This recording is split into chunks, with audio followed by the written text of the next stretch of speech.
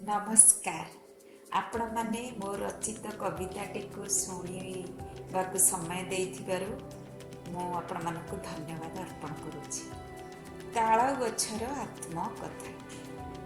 ତାଳ ଗଛ ସିଏ ନିରିମାଖିଟିଏ, ଦୂରକୁ ଦୂରକୁ ଦେଖୁଛି, ଦୂରକୁ ଦୂରକୁ ଦେଖୁଛି।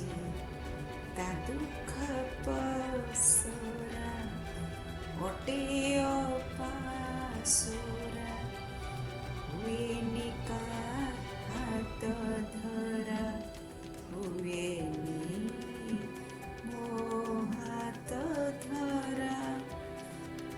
ତାଳ ଗଛ ସିଏ ନିରିମାଖିଟିଏ,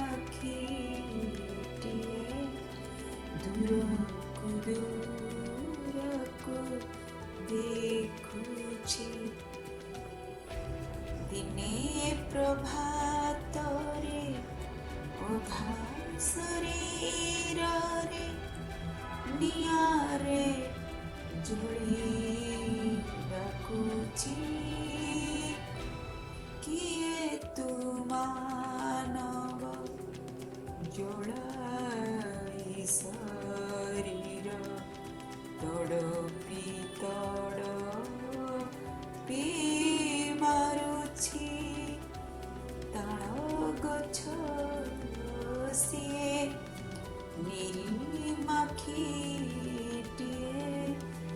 ଦୂରକୁ ଦୂରକୁ ଦେଖୁଛି।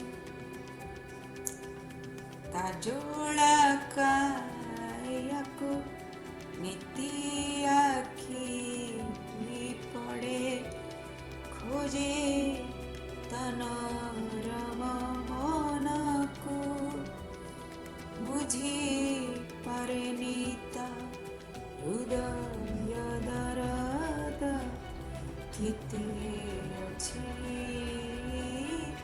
ଗଭୀରକୁ।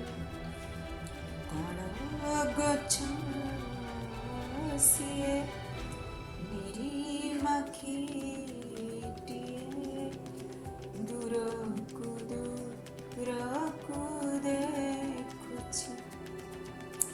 ଦେଖ ବିଭୁଙ୍କର କି ସୁନ୍ଦର ବିଚାର, ତା ଗଭା ମଣ୍ଡିତ ଫଳ ଝୁଲି ପଡ଼ିଅଛି।